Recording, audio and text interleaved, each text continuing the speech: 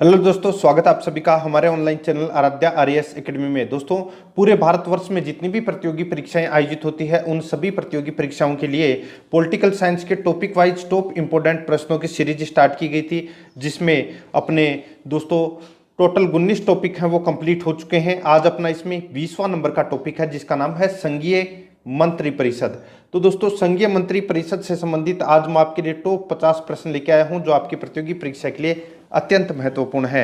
Aaradhya RAS academy के YouTube channel को subscribe जरूर करें, बेल आइकन को दबाएं, वीडियो को लाइक और अपने दोस्तों के पास में शेयर जरूर करें। और अगर आपने पिछली जो 19 क्लासें हैं वो अगर नहीं देखी है तो आप प्ले लिस्ट में जाइए, वहाँ पे आपको फोल्डर मिल जाएगा political science topic wise question के नाम से, तो आप वहाँ जाके सारी की सारी क्लासें हैं वो जरूर देखें। तो देखिए, पहला प्रश्न है, यथार्थ में कार्यपालिका की समस्त सत्ता निम्नलिखित में से किस में निहित होती है? यानी कि कार्यपालिका की समस्त शक्तियां हैं वो दोस्तों किस में निहित होती है? तो ये होती है दोस्तों मंत्री परिषद में निहित होती है। तो इसका राइट आंसर हो जाएगा इसमें 1 नंबर का ऑप्शन बिल्कुल सही उत्तर। नेक्स्ट है, सेकंड नंबर प्रश्न है, भारत के केंद्रीय मंत्री परिषद की बैठक की अध्यक्षता करते हैं? भारत के केंद्रीय मंत्री परिषद की बैठक की अध्यक्षता करते हैं तो दोस्तों कौन करते हैं? तो इसका राइट आंसर हो जाएगा वो है प्रधानमंत्री करते हैं। सी नंबर का ऑप्शन बिल्कुल सही उत्तर हो जाएगा प्रधानमंत्री। आगे देखिए, इसमें 3 नंबर का प्रश्न है, मंत्री परिषद निम्नलिखित में से किसके प्रसाद पर्यंत पदासीन रहता है? मंत्री परिषद निम्नलिखित में से किसके प्रसाद पर्यंत पदासीन रहता है? तो इसका राइट आंसर हो जाएगा वो है देखिए प्रधानमंत्री। ठीक है, प्रधानमंत्री इसका राइट आंसर हो जाएगा। मंत्री परिषद प्रधानमंत्री के प्रसाद पर्यंत पदासीन रहता है, तो इसमें डी नंबर का ऑप्शन बिल्कुल सही उत्तर हो जाएगा। नेक्स्ट है, कौन व्यक्ति मंत्री परिषद का सदस्य हो सकता है? तो कौन व्यक्ति मंत्री परिषद का सदस्य हो सकता है? तो इसका राइट आंसर हो जाएगा वो है दोस्तों इसमें कौन? तो संसद का सदस्य है ये कोई भी व्यक्ति है, यानी कि संसद का कोई भी सदस्य मंत्री परिषद का सदस्य हो सकता है। सी नंबर का ऑप्शन बिल्कुल सही उत्तर हो जाएगा। 5 नंबर प्रश्न है, क्या राज्यसभा में मनोनीत व्यक्ति मंत्री परिषद का सदस्य बन सकता है? तो दोस्तों हाँ, बन सकता है। राज्यसभा में मनोनीत व्यक्ति मंत्री परिषद का सदस्य बन सकता है, तो हाँ बन सकता है। ए नंबर का ऑप्शन बिल्कुल सही उत्तर हो जाएगा। आगे देखिए, मंत्री परिषद के सदस्यों को पद की गोपनीयता की शपथ कौन दिलाता है? मंत्री परिषद के सदस्यों को पद की गोपनीयता की शपथ कौन दिलाता है? तो इसका राइट आंसर हो जाएगा वो है राष्ट्रपति दिलाता है। कौन दिलाता है? राष्ट्रपति। ए नंबर का ऑप्शन बिल्कुल सही उत्तर हो जाएगा राष्ट्रपति। आगे देखिए, 7 नंबर का प्रश्न है, कोई व्यक्ति संसद के किसी भी सदन का सदस्य हुए बिना कितनी अवधि तक मंत्री रह सकता है? कोई व्यक्ति संसद के किसी भी सदन का सदस्य हुए बिना केंद्र में कितनी अवधि तक मंत्री रह सकता है? केंद्र की बात हो रही है दोस्तों यहाँ पे, तो इसका राइट आंसर हो जाएगा 6 महीने। ठीक है, 6 महीने तक मंत्री रह सकता है, तो इसमें बी नंबर का ऑप्शन बिल्कुल सही उत्तर हो जाएगा। आगे देखिए, इसमें 8 नंबर का प्रश्न है, मंत्री परिषद में शामिल होते हैं। तो मंत्री परिषद में कौन कौन शामिल होते हैं? तो देखिए, इसमें प्रधानमंत्री और अन्य मंत्री शामिल होते हैं मंत्री परिषद में। ठीक है, तो ये आपको याद रखना है, मंत्री परिषद में प्रधानमंत्री एवं अन्य मंत्री शामिल होते हैं और संसद के अंदर लोकसभा, राज्यसभा और राष्ट्रपति इसमें शामिल होते हैं। ठीक है, तो इस प्रश्न का डी नंबर का ऑप्शन बिल्कुल सही उत्तर हो जाएगा। नेक्स्ट है, मंत्री परिषद में मंत्रियों की संख्या है। तो दोस्तों, मंत्री परिषद में मंत्रियों की संख्या है वो कितनी है? तो इसका राइट आंसर हो जाएगा वो है इसमें मंत्रिमंडल से अधिक होती है। मंत्री परिषद में मंत्रियों की संख्या है ये मंत्रिमंडल से अधिक होती है। सी नंबर का ऑप्शन बिल्कुल सही उत्तर हो जाएगा। आगे देखिए, 10 नंबर का प्रश्न है, मंत्री परिषद में कितने स्तर के मंत्री होते हैं? मंत्री परिषद में कितने स्तर के मंत्री होते हैं? तो इसका राइट आंसर हो जाएगा वो है 3 स्तर के मंत्री होते हैं। सी नंबर का ऑप्शन बिल्कुल सही उत्तर हो जाएगा 3 स्तर के। आगे देखिए, 11 नंबर का प्रश्न है, मंत्री परिषद में निम्नलिखित में से कौन शामिल नहीं रहता है? मंत्री परिषद में निम्नलिखित में से कौन शामिल नहीं रहता है? तो इसका राइट आंसर हो जाएगा वो है दोस्तों इसमें संसदीय सचिव। डी नंबर का ऑप्शन बिल्कुल सही उत्तर हो जाएगा संसदीय सचिव। ठीक है, बाकी कैबिनेट मंत्री, राज्य मंत्री और उप मंत्री ये मंत्री परिषद में शामिल होते हैं। ठीक है, तो इसमें डी नंबर ऑप्शन सही उत्तर, ये इसमें शामिल नहीं होते। नेक्स्ट है, देखिए, मंत्रिपरिषद में वरीयता की दृष्टि से मंत्रियों का सही क्रम है। मंत्रिपरिषद में वरीयता की दृष्टि से मंत्रियों का सही क्रम कौन सा है? तो देखिए, सबसे पहले कैबिनेट मंत्री, फिर उसके बाद में दोस्तों राज्य मंत्री और फिर उप मंत्री। तो इसमें ए नंबर का ऑप्शन इसका बिल्कुल सही उत्तर हो जाएगा। कैबिनेट मंत्री, राज्य मंत्री, उप मंत्री। ठीक है, ए नंबर का ऑप्शन बिल्कुल सही उत्तर। नेक्स्ट है, मंत्रिपरिषद व्यक्तिगत रूप से उत्तरदायी होता है। मंत्रिपरिषद व्यक्तिगत रूप से उत्तरदायी होता है, तो इसका राइट आंसर हो जाएगा वो है इसमें दोस्तों राष्ट्रपति के प्रति। राष्ट्रपति के प्रति उत्तरदायी होता है, तो इसमें ए नंबर का ऑप्शन बिल्कुल सही उत्तर हो जाएगा, राष्ट्रपति के प्रति। आगे देखिए, संघीय मंत्रिपरिषद के मंत्री उत्तरदायी होते हैं। संघीय मंत्रिपरिषद के मंत्री उत्तरदायी होते हैं, तो ये उत्तरदायी होते हैं दोस्तों लोकसभा के प्रति उत्तरदायी होते हैं। डी नंबर का ऑप्शन बिल्कुल सही उत्तर हो जाएगा। संघीय मंत्रिपरिषद है, ये लोकसभा के प्रति उत्तरदायी होते हैं। डी नंबर का ऑप्शन बिल्कुल सही उत्तर। 15 नंबर का प्रश्न है, इसमें देखिए, भारत में किसी भी सदन का सदस्य हुए बिना कोई व्यक्ति कब तक मंत्री पद पर आसीन रह सकता है?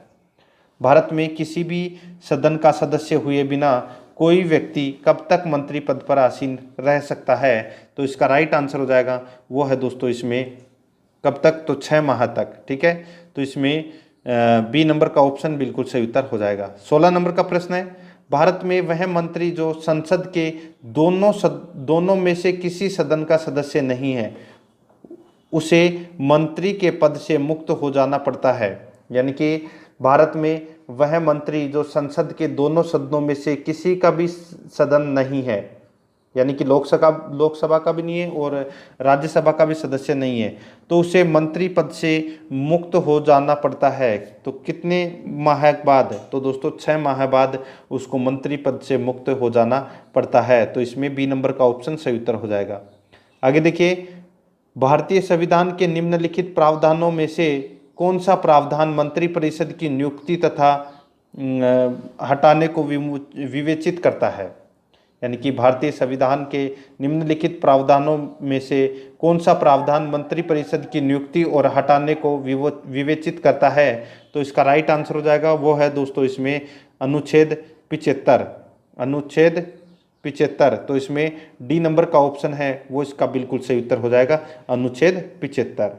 आगे देखिए, इसमें 18 नंबर का प्रश्न है, भारतीय संविधान के अनुच्छेद 74 और 75 किन विषयों पर विचार करते हैं?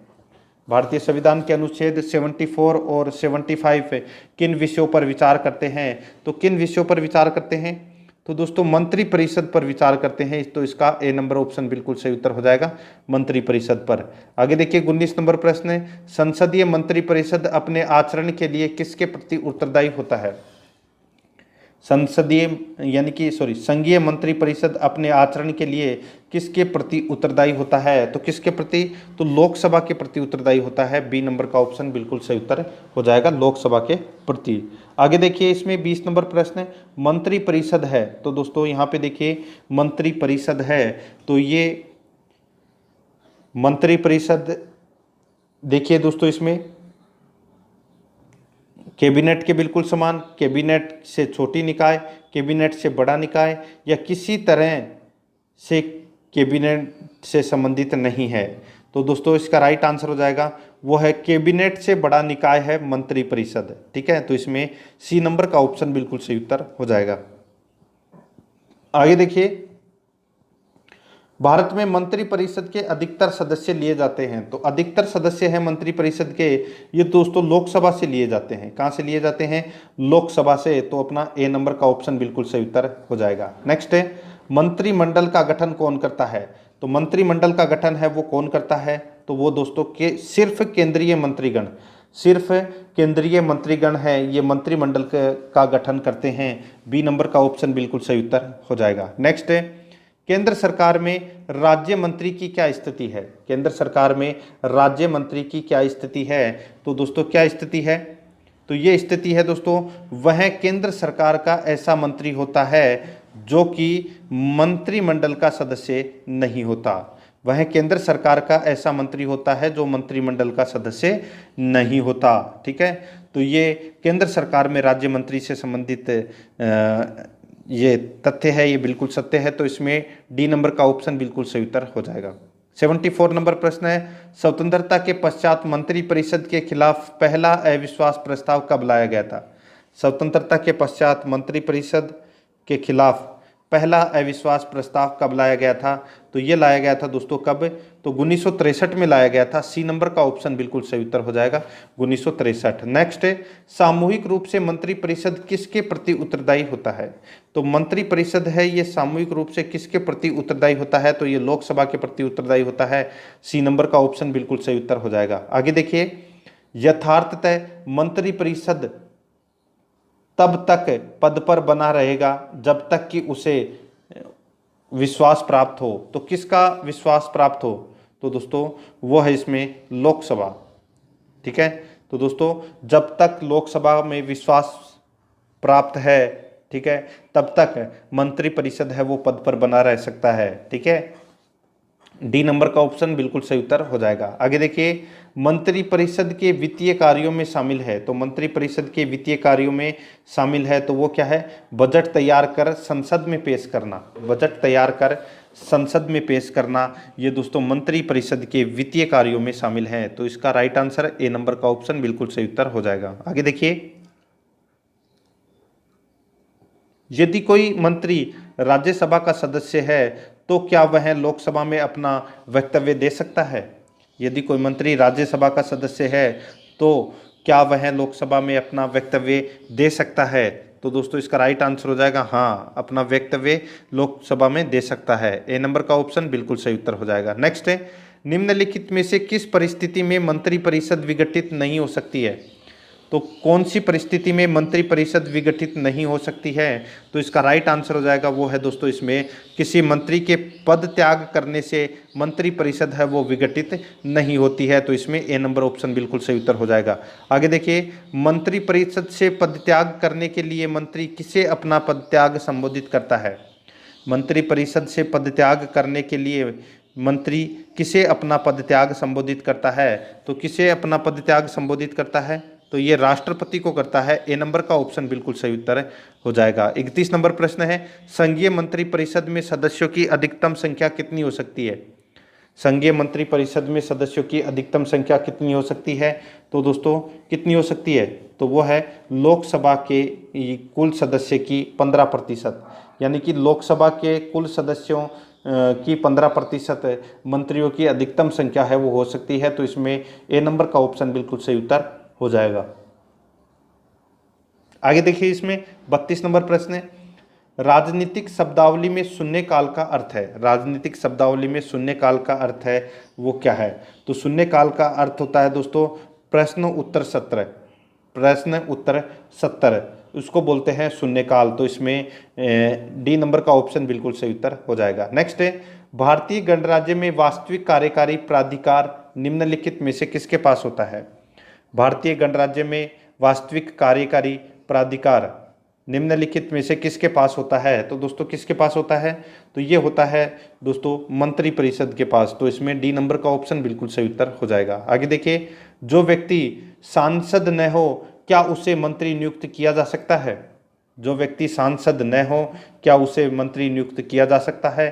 तो इसका राइट आंसर हो जाएगा वो है दोस्तों इसमें देखिए हाँ, पर उसे 6 महीनों के भीतर संसद सदस्य बनना होगा। यानी कि कोई भी व्यक्ति है वो सांसद बन सकता है, लेकिन उसे यानी कि 6 महीने के भीतर संसद सदस्य बनना पड़ता है। तो इसका राइट आंसर इसमें डी नंबर का ऑप्शन बिल्कुल सही उत्तर हो जाएगा।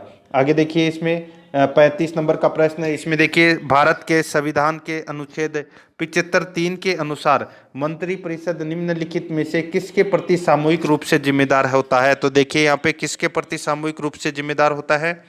तो इसका राइट आंसर हो जाएगा लोकसभा के प्रति सामूहिक रूप से जिम्मेदार होता है। सी नंबर का ऑप्शन बिल्कुल सही उत्तर हो जाएगा। आगे देखिए, इसमें संसदीय तंत्र में निम्नलिखित में से वास्तविक कार्यपालिका कौन होता है? तो वास्तविक कार्यपालिका कौन होता है? तो इसका राइट आंसर हो जाएगा इसमें वो है दोस्तों मंत्रिपरिषद। बी नंबर का ऑप्शन बिल्कुल सही उत्तर हो जाएगा मंत्रिपरिषद। आगे देखिए, मंत्रिपरिषद किस सिद्धांत पर कार्य करती है? मंत्रिपरिषद किस सिद्धांत पर कार्य करती है? तो ये कार्य करती है दोस्तों, देखिए, निजी उत्तरदायित्व सिद्धांत पर, सामूहिक उत्तरदायित्व सिद्धांत पर। तो इसका राइट आंसर हो जाएगा उपरोक्त दोनों पर। सी नंबर का ऑप्शन बिल्कुल सही उत्तर हो जाएगा। आगे देखिए, स्वतंत्र भारत की प्रथम मंत्रिपरिषद में प्रधानमंत्री सहित कुल कितने सदस्य थे? स्वतंत्र भारत की प्रथम मंत्रिपरिषद में प्रधानमंत्री सहित कुल कितने सदस्य थे? तो इसका राइट आंसर हो जाएगा कुल कितने सदस्य थे? तो ये थे दोस्तों 36। सी नंबर का ऑप्शन बिल्कुल सही उत्तर हो जाएगा 36। आगे देखिए, स्वतंत्र भारत की प्रथम मंत्रिपरिषद में शामिल एकमात्र महिला मंत्री कौन थी? स्वतंत्र भारत की प्रथम मंत्रिपरिषद में शामिल एकमात्र महिला मंत्री कौन थी? तो इसका राइट आंसर हो जाएगा वह दोस्तों इसमें राजकुमारी अमृत कौर। राजकुमारी अमृत कौर, डी नंबर का ऑप्शन बिल्कुल सही उत्तर हो जाएगा। नेक्स्ट है, स्वतंत्र भारत के प्रथम मंत्रिमंडल में केंद्रीय शिक्षा मंत्री कौन थे? तो प्रथम मंत्रिमंडल में केंद्रीय शिक्षा मंत्री कौन थे? तो दोस्तों मौलाना अब्दुल कलाम आज़ाद। मौलाना अब्दुल कलाम आज़ाद ये दोस्तों प्रथम मंत्रिमंडल में केंद्रीय शिक्षा मंत्री थे। तो सी नंबर का ऑप्शन बिल्कुल सही उत्तर हो जाएगा। आगे देखिए, इसमें स्वतंत्र भारत के प्रथम प्रतिरक्षा मंत्री कौन थे? स्वतंत्र भारत के प्रथम प्रतिरक्षा मंत्री कौन थे? तो दोस्तों वो थे सरदार बलदेव सिंह। सरदार बलदेव सिंह, बी नंबर का ऑप्शन बिल्कुल सही उत्तर। नेक्स्ट है, स्वतंत्र भारत में प्रथम वित्त मंत्री कौन थे? तो प्रथम वित्त मंत्री कौन थे? तो doctor John Mathai. Doctor John Mathai ये स्वतंत्र भारत के प्रथम वित्त मंत्री थे। ए नंबर का ऑप्शन बिल्कुल सही उत्तर हो जाएगा। आगे देखिए, भारत में स्वतंत्रता के पश्चात प्रथम मंत्रिमंडल का कानून मंत्री कौन था? भारत में स्वतंत्रता के पश्चात प्रथम मंत्रिमंडल का कानून मंत्री कौन था? तो इसका राइट आंसर हो जाएगा वो है दोस्तों इसमें कौन? तो doctor Bhimrao Ambedkar. D number का ऑप्शन बिल्कुल सही उत्तर हो जाएगा। आगे देखिए, स्वतंत्र भारत के प्रथम गृह मंत्री कौन थे? स्वतंत्र भारत के प्रथम गृह मंत्री कौन थे? तो इसका राइट आंसर हो जाएगा वो है सरदार वल्लभ भाई पटेल। सरदार वल्लभ भाई पटेल, डी नंबर का ऑप्शन बिल्कुल सही उत्तर हो जाएगा। आगे देखिए, संघीय मंत्रिपरिषद से पद त्याग करने वाला पहला मंत्री कौन था? संघीय मंत्रिपरिषद से पद त्याग करने वाला पहला मंत्री कौन था? तो इसका राइट आंसर हो जाएगा वो है दोस्तों इसमें श्यामा प्रसाद मुखर्जी। श्यामा प्रसाद मुखर्जी, डी नंबर का ऑप्शन बिल्कुल सही उत्तर हो जाएगा। आगे देखिए, संघीय मंत्रिपरिषद में सबसे लंबी अवधि तक लगातार एक ही विभाग का कार्यभार संभालने वाले केंद्रीय मंत्री कौन है?